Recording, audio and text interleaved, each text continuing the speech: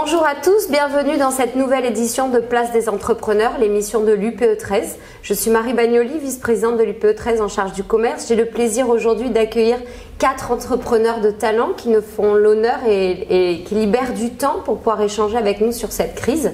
Bienvenue à tous. Bonjour Thalie. Bonjour Marie. Bonjour Thalie Destoferi, fondatrice de Protocole Atlantique, qui est une agence événementielle spécialisée dans les événements protocolaires. Et on gère également 2 lieux dédiés à des événements. Merci. Bonjour Mathieu. Bonjour Marie, Mathieu Capionneau, associé du cabinet Croficorec. Je suis expert comptable et commissaire aux comptes sur Marseille et la région. Merci. Bonjour Corinne. Bonjour, je suis Corinne Brenet, je dirige une société de courtage d'assurance qui s'appelle Courtage de France et qui est spécialisée dans le secteur de l'immobilier. Nous assurons des grands ensembles immobiliers France entière. On a des bureaux sur Paris et des bureaux sur Marseille. Bonjour Geoffroy. Donc Geoffroy de Peretti, moi je dirige une entreprise qui s'appelle Éthique et qui travaille dans le domaine de l'accueil, avec une grosse part d'événementiel et dans les centres d'appel. Très bien. Merci à tous d'être là. Nous remercions la région Sud et Kedge Business School de leur soutien pour cette émission. Nous allons échanger sur cette crise finalement, ce premier confinement qui est arrivé en mars. Aujourd'hui, on sort de la version 2 du confinement. Corinne, comment on gère un premier confinement dans votre secteur d'activité? Les assurances, quand c'est arrivé début mars, qu'est-ce qui s'est passé? Alors, c'est vrai qu'avec un petit peu de recul, on a été un secteur d'activité, en tout cas avec la spécialisation de l'entreprise sur le secteur de l'immobilier, on est passé en dessous des radars et on a évité les balles meurtrières du Covid. Ça a été une expérience assez extraordinaire en termes de manager parce qu'on était dans une période d'incertitude quand effectivement le président a annoncé le télétravail. On s'était un petit peu préparé à une certaine mobilité dans l'entreprise. On avait tous effectivement des ordinateurs portables, mais pour être tout à fait sincère, ils restaient tous au bureau. Et donc avec cette nouvelle façon effectivement d'envisager le travail, on a inventé une mobilité, mais avec une agilité et une façon express qui a finalement resserré les équipes et mobilisé tout le monde. La difficulté, c'est qu'on était dans une période vraiment d'incertitude et de grand stress. Et pour le manager, il fallait garder un cap. Il fallait avoir des lignes directives assez claires pour l'ensemble des collaborateurs, garder la bienveillance, les protéger et continuer à faire marcher son entreprise. Et c'est vrai que ça fait poser beaucoup de questions en très peu de temps. Et ça oblige aussi de solliciter davantage la participation des collaborateurs. On est une petite équipe, on est une dizaine de personnes. Le mode de management est très participatif me concernant. Et on a travaillé tous ensemble sur la meilleure façon de continuer notre activité à partir de nos domiciles respectifs. À ce jour, c'est vrai que le télétravail, nous qui sommes souvent sur Paris, c'est assez développé. Sur Marseille, ça restait vraiment une expérience qui était pratiquée par quelques entrepreneurs. Je suis en train de réfléchir à un mode de télétravail qui va être peut-être d'une fois par semaine dans la durée.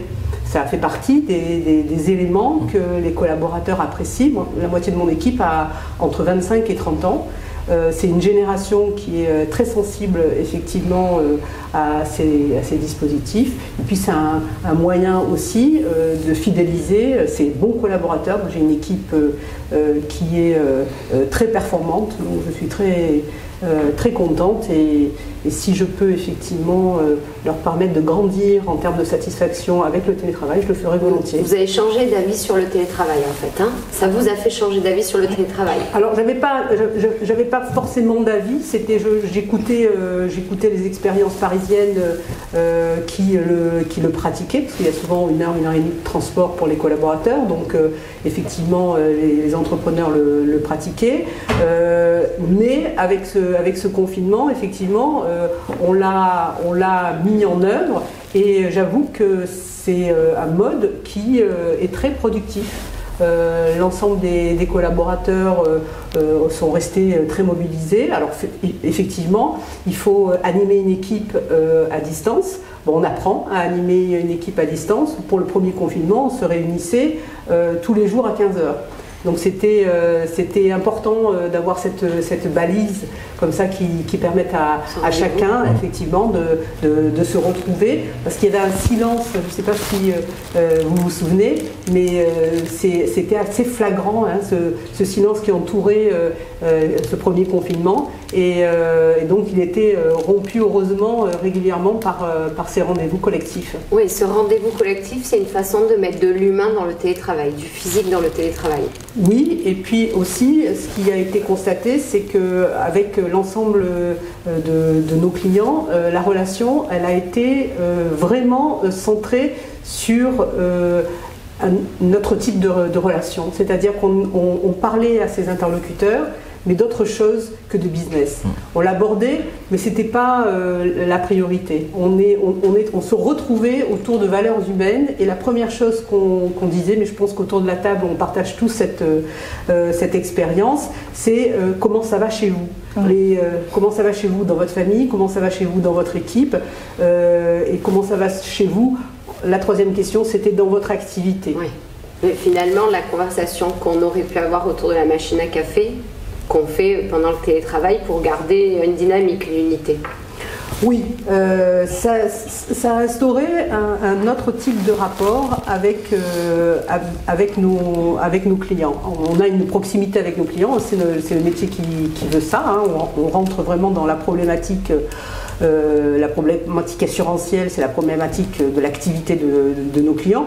Mais là, on avait un autre type de relation, c'est-à-dire qu'on a appelé nos clients pour savoir effectivement comment ça se passait et ça nous a profondément rapprochés donc de certaines personnes et on a abordé des questions de la famille qu'on n'abordait absolument pas auparavant. Enfin, on l'effleurait mais on ne l'abordait pas avec autant de profondeur et ça nous rappelle qu'on est tous des êtres humains et en période de crise on a partagé les problématiques humaines, ouais. Même si effectivement on était dans une relation de business et c'est en ça que ça a été une très bonne expérience humaine. Ouais. Vous aussi, Mathieu, vous avez beaucoup de salariés sur notre territoire et vous avez géré le télétravail de la même façon. Oui, alors nous on a effectivement 70 collaborateurs sur le territoire, 2 à Marseille, 1 à Aubagne, 1 à Aix et 1 à La Ciotat. Pour le télétravail, en fait, on était déjà équipés pour pouvoir assurer la notion de télétravail. Donc, en amont du premier confinement, tout le monde avait été mis en mesure de prévention en situation de télétravail.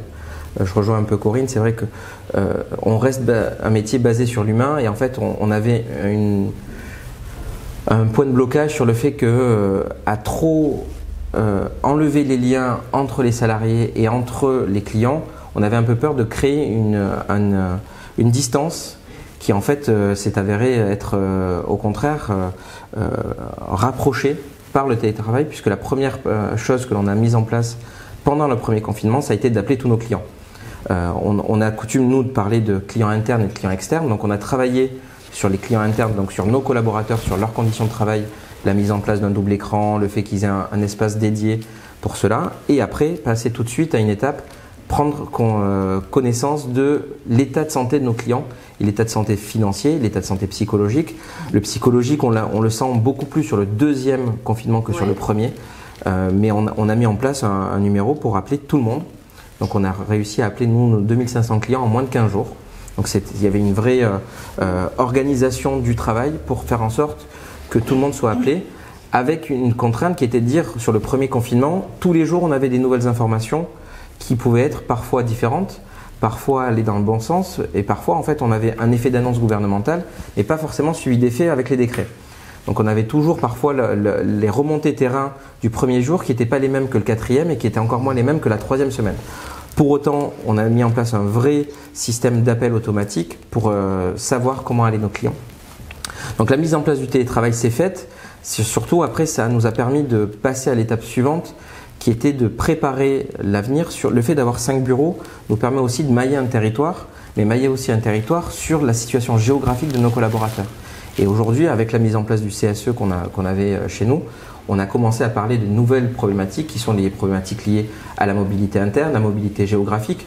Un collaborateur qui habite à Vitrolles, même si historiquement il est basé sur le bureau de Michelet par exemple, désormais a tout à fait la possibilité facilement d'aller sur le bureau d'Aix-en-Provence dans un cadre qui a été clairement défini. Vous êtes devenu plus agile. Exactement. Ouais. Le confinement a créé ça chez vous, un regain d'agilité pour... On avait beaucoup de sujets qui étaient plutôt liés clients et en fait en interne on était plutôt souple en termes d'organisation. On a simplement pris un tout petit peu de recul pendant cette période-là et on en a profité pour effectivement discuter, créer des lieux d'échange, faire des petits concours en interne. On a lancé là pour le deuxième confinement ce qu'on appelle les micro-défis du renouveau où tous les jours, on reçoit une vidéo de 5 minutes pour se renouveler. Et on fait un micro-défi interne. Ça peut être la prise de confiance en soi, ça peut être la prise de parole en public, ça peut être de la sophrologie.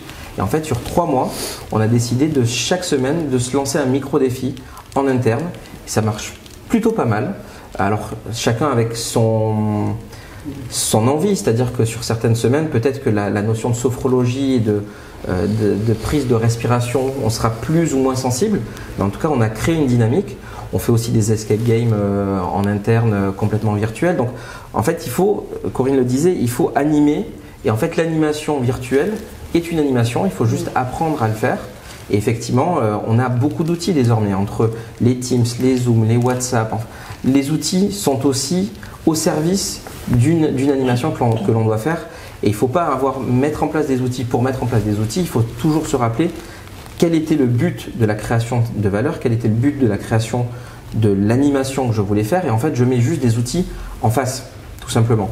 Après, il y a un autre sujet qui est de dire on est tous rentrés dans le télétravail. Maintenant, il faut passer à l'étape supérieure qui est de dire est-ce que le télétravail ne met pas en danger mon entreprise d'un point de vue cybersécurité, d'un point de vue sécuritaire. Donc il faut aujourd'hui prendre du temps sur est-ce que la connexion de mes collaborateurs est bonne, est-ce qu'ils ont un VPN. Après il y a tout cet encadrement-là qui doit être pris en compte et c'est l'objet aujourd'hui des réflexions que doivent avoir les entreprises. Ouais.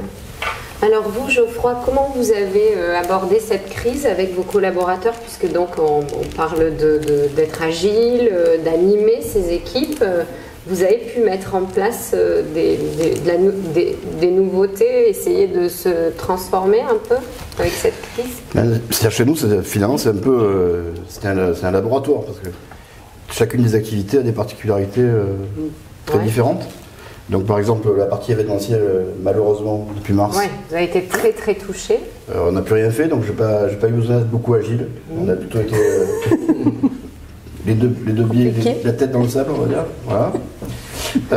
Sur la partie accueil d'entreprise, c'est-à-dire l'externalisation des postes d'accueil, on fait beaucoup de conciergerie maintenant aussi, des choses comme ça.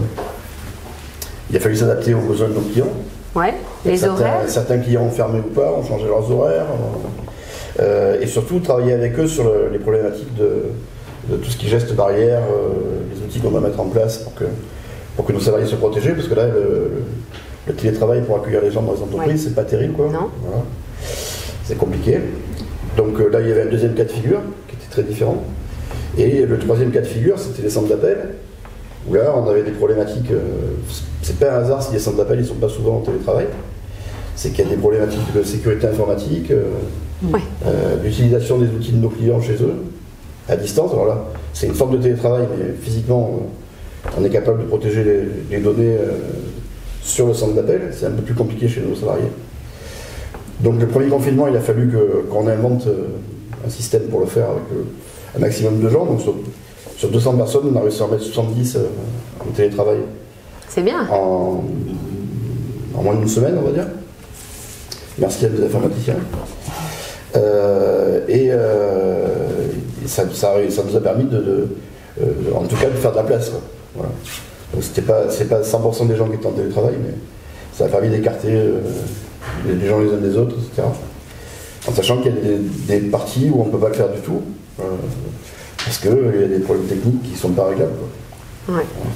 Et donc évidemment pour le deuxième confinement, ça a été un peu plus rapide et plus simple, parce qu'on était déjà habitués. Voilà, donc on a vécu, nous, en même temps, 3 expériences très différentes. Globalement, oui, mais enfin, on aurait pu s'en passer quand même. Je pense qu'on aurait pu s'en passer. Vous, Thalie, vous êtes dans ce secteur qui a été très touché par la crise sanitaire. Vous avez fait preuve de beaucoup de créativité pour vous retourner la dynamique, en fait. Vous pouvez nous en parler ?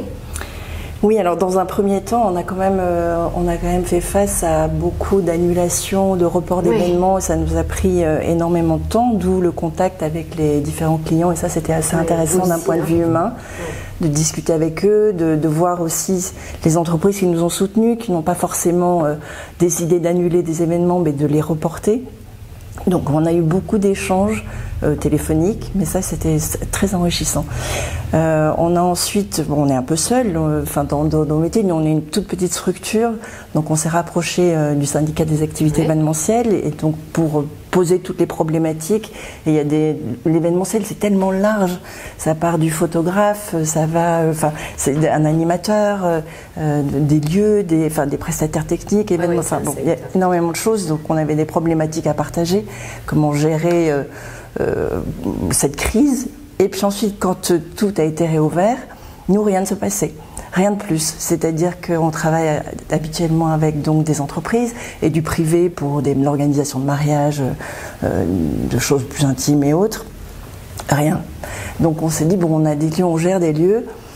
On l'a jamais fait, mais ouvrons-les au grand public en cherchant à allier, à aider aussi d'autres qui étaient en difficulté, comme donc le cinéma de Chambord, avec qui on a organisé donc une série de cinéma de plein air à la Casa de Lose, et on a accueilli 3000 personnes finalement sur 10 séances, avec le festival de jazz des 5 continents aussi. Ça c'était très belle expérience, très enrichissante. La culture ne s'arrête pas avec le confinement. Exactement, et tout en respectant, on était draconiens sur toutes les mesures sanitaires à mettre en place. Je crois que je suis passée pour une vieille sorcière en accueillant les gens parce que c'était tout le monde, terrible. Strict, mais du coup, ça a été formidablement enrichissant, vraiment. Le rencontre de ce grand public qui découvrait donc ce lieu. Qui était tout émerveillé, et de beaux échanges, de belles rencontres. Bon, ça donnait un peu de lueur d'espoir et d'envie, et voilà. Bon, finalement, dans cette crise, il n'y a donc pas que du négatif, des escape games, et on anime ses équipes et on se réinvente du mieux qu'on peut. On a beaucoup parlé de Stop and Go. On était à la V2 du confinement. Est-ce que quand on pense à la relance, on pense à une version 3 ou pas du tout? On se remet en route, on pense au carnet de commandes. Comment on gère ce qui va se passer? À quoi on pense? Comment on se prépare? C'est-à-dire qu'en fait, le problème, c'est qu'on n'a pas de visibilité effectivement sur la durée de la crise, notamment sur l'événementiel. Donc nous, le choix qu'on a fait, on s'est dit que finalement, ceux qui allaient s'en sortir, normalement, c'est ceux qui seraient prêts à redémarrer à tout moment, et dans les meilleures conditions possibles. Donc ce qu'on a fait pendant cette période-là, c'est de se doter de profiter malheureusement du temps qu'on avait pour faire quelques révolutions en interne. Donc, on a changé tous nos logiciels de planification, par exemple. D'accord. Pour nous, c'est un travail colossal, parce que ça veut dire... restructuration complète. Acheter l'outil, c'est facile. Le mettre en œuvre et former les gens, c'est plus compliqué. Voilà, donc on a profité de cette période pour le faire, par exemple. On a renforcé nos nouveaux services qu'on met en place, qui sont la conciergerie et le FM, où là aussi on les a dotés de nouveaux outils, on a profité. Donc en fait, on s'est dit, tant qu'à faire, utilisons ce temps-là pour être les meilleurs au démarrage, quoi. Et je pense que ceux qui n'auront pas pris cette précaution-là, ils auront du mal à redémarrer. Ne serait-ce que à cause de l'état d'esprit de nos salariés, qui sont... parce qu'on parle toujours des patrons. Mais les salariés aussi, ils ont le moral dans les chaussettes, quoi.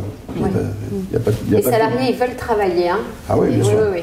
Ils veulent travailler, ils ont besoin de dynamique, et puis ils sont très dynamiques. Hein. Ils veulent transformer l'entreprise pour pouvoir continuer. Corinne, vous aussi? Et effectivement, si le télétravail a certaines vertus, puis bon, il y a la vertu de la nouveauté aussi. Hein. On est, surtout pendant le premier confinement, tout le monde a quand même plus ou moins bien vécu ce nouveau mode de travail. C'est pas du tout la même chose pour le deuxième confinement. Donc on voit aussi les limites en fait de cet isolement, surtout quand on a un management très collectif. Il y a un besoin des équipes aussi de se retrouver et de communiquer. Alors bien sûr, dans les règles sanitaires, ça c'est extrêmement important. Le rôle du manager, c'est de protéger ses collaborateurs et de faire avancer l'entreprise. Nous, on a des objectifs de croissance qui sont assez ambitieux et l'ensemble de l'équipe les partage. Donc en fait, la difficulté, c'était dans cette situation qui était exceptionnelle, de distanciation, il fallait quand même continuer à garder la relation, garder cette dynamique, essayer effectivement de communiquer au mieux. Maintenant, on est prêt pour la troisième vague. Si elle arrive, c'est-à-dire que tous les collaborateurs ont un double écran chez eux. D'accord. Je suis en train, on va changer notre parc informatique, donc en fait l'ensemble des collaborateurs vont avoir un ordinateur chez eux et un ordinateur portable aussi au bureau. Donc cybersécurité, comme Mathieu, on fait attention au réseau. Absolument, c'est extrêmement important de garder un pôle très attentif au niveau de la sécurité des données. Et nous, en termes d'assurance, effectivement, on est assez mobilisés là-dessus. Et puis, on a aussi désormais un standard qui est sur nos téléphones mobiles.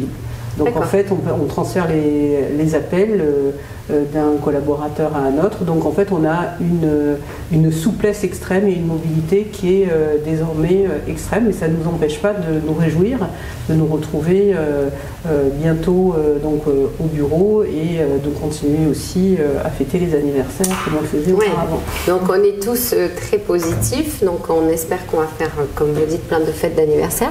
Thalie, puisqu'on parle de la sortie là, du déconfinement début janvier, on parle aux clients, on n'a jamais coupé la communication, mais là plus que jamais, on se met en ordre de marche pour faire une saison de printemps et de fin d'hiver.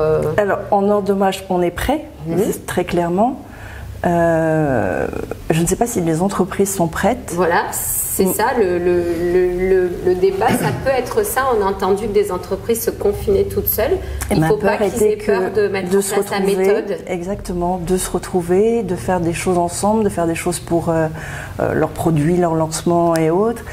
Et oui, c'est un peu notre inquiétude quand même. Oui, vous avez les moyens en plus. Nous, on est totalement prêts. Avec tous les prestataires qu'on a autour de nous, tout le monde est prêt. On a animé pas mal en ce moment nos réseaux sociaux pour essayer de donner envie, de montrer qu'on est toujours là, qu'on est prêt, qu'on existe. Mais j'allais dire, la balle est dans le camp des entreprises. Ouais. Vous aussi, Mathieu, vous, Escape Game, donc faire de l'événementiel à la suite de ce confinement, bien organisé. Ça sera essentiel. Ça sera essentiel. Parce que Corinne l'a dit, mais on ressent quand même un besoin de recréer du lien et de remettre de l'humain d'une certaine manière, même si il y a plein de sujets il faut faire sauter les craintes individuelles. C'est vrai que chaque collaborateur est un cas à part, parce qu'on a tous une appréciation de cette crise, surtout de cette peur du virus, qui est individuelle. Donc il faut savoir traiter en fait chaque collaborateur de manière individuelle et pas forcément de manière collective. Et c'est vrai que, alors, je vous rassure, nous on a une session de team building la semaine prochaine que l'on a maintenue. Alors effectivement, on a demandé à notre partenaire sur cet événement d'avoir beaucoup plus de place, puisque là du coup on a quasiment 300 mètres carrés pour 10 collaborateurs, donc il y a de la place. C'est des coûts différents, forcément.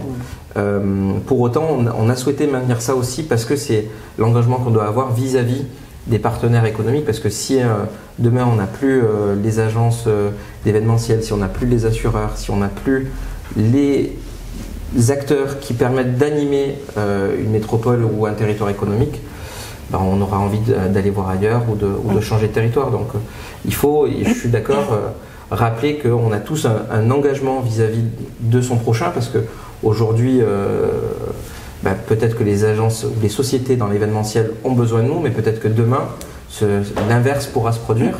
Et il faut que cette crise soit aussi à l'origine d'un cercle vertueux, d'envie de refaire du business ensemble, de travailler ensemble. Donc c'est un beau message à rappeler, mais on peut le faire et il faut le faire. On sort plus fort, les entreprises doivent se parler en fait, hein. Tout le monde est OK pour travailler, veut changer en mieux, mais à la fois plein de choses qui ne sont pas à changer. On peut continuer le team building et donc plus fort, on peut, c'est ça l'ADN de l'entrepreneur, c'est qu'on en tire le bon et on continue vers ce qu'on avait déjà de bien. C'est ce que moi, c'est ma conviction, c'est qu'on n'a pas de choix. Il y a parfois, quand on est manager, on a des décisions à prendre, on peut hésiter, etc. Là, il n'y a pas de décision à prendre. Il faut qu'on soit capable de foncer tout de suite dès que la porte sera ouverte, en sachant que ma crainte, c'est que, moi personnellement, c'est que vu les alternements de nos dirigeants permanents pour dire un jour il faut faire ça, puis le lendemain il faut faire le contraire. Et puis je pense qu'on a abordé un sujet un peu rapidement tout à l'heure, mais les effets d'annonce qui ne sont pas suivis du tout de décrets concrets, notamment pour les entreprises comme nous. Hein. Nous, on est une entreprise, on va dire, moyenne. Donc on est trop gros pour être aidé et trop petit pour qu'on vienne nous sauver. Donc à un moment, ça devient compliqué, quoi. Oui. Un manque de méthode, le gouvernement, le manque de méthode cruel. Donc j'ai aucune confiance dans les planifications qu'on peut faire de ce qui va arriver. Oui. Il faut juste être prêt et à chaque fois qu'on nous ouvre la porte, foncer, quoi. Oui, il faut de l'opportunité et être agile avec l'opportunité. J'ai un petit message pour nos amis restaurateurs et les gens qui ont des bars. Chez Ethique, on en a eu à un moment donné des restaurants. Qui se rassurent, dès que c'est ouvert, on ira au restaurant. On va beaucoup venir manger. Ouais. Oui, on est d'accord. C'est vrai que les entrepreneurs sont quand même très solidaires, c'est-à-dire que cette crise a bousculé individuellement chaque personne. On a vu effectivement de la solidarité personnelle dans la rue. On s'est tous attardés sur les personnes qui étaient au bord de la route, sans abri. Et pendant surtout le premier confinement, il y a eu des initiatives individuelles réelles qui ont eu lieu. Moi, je me suis réjouie d'apprendre que le préfet Mimran avait débloqué depuis le début du premier confinement 6 millions d'euros pour l'aide alimentaire dans notre région. C'est extrêmement important parce qu'on a, c'est vrai, à Marseille, on le sait, hein, la moitié de la population qui vit sous le seuil de pauvreté. Et il faut aussi, nous, entrepreneurs, se préoccuper de savoir comment ils traversent. Et heureusement qu'il y a une véritable aide et de l'État et aussi des associations vers cette population. Mais comme le disait Geoffroy, il faut avoir effectivement une pensée vers les restaurateurs qui ont été essorés par la crise, et la solidarité qu'on peut peut-être leur témoigner, c'est d'aller prendre nos plateaux repas en priorité chez nos restaurateurs habituels. Dans les restaurants, Mathieu l'a bien dit, aider son prochain, être opportuniste avec l'envie d'aider et la force de pouvoir s'aider en tant qu'entrepreneur. C'est ce qu'on fait aussi auprès des traiteurs qui ont l'habitude de travailler avec nous et qui se sont aussi reconvertis. Voilà, et donc on fait vraiment appel à eux. Ça, donc cette crise, on est plus fort, on est solidaire. Écoutez, merci beaucoup d'avoir partagé avec nous vos idées et puis votre prescription et vos outils. Puisque vous l'avez dit, il faut être solidaire avec ces restaurateurs, c'est sûr. L'UPE 13 les a beaucoup soutenus. Enfin, nous les soutenons toujours d'ailleurs. Nous ne sommes pas d'accord avec ce qui a été annoncé par le gouvernement. Et puisque nous sommes là, j'en profite pour passer un petit mot pour les commerçants. Et nous espérons que vous ferez vos cadeaux de Noël dans vos commerces de proximité. Les commerces ouvrent demain, le 28. Et donc, bien écoutez, on espère que tous les commerçants du territoire seront heureux et honorés de recevoir les Marseillais et les gens des Bouches-du-Rhône pour faire leurs cadeaux. Merci beaucoup à tous d'être venus. Merci de nous avoir écoutés et à bientôt.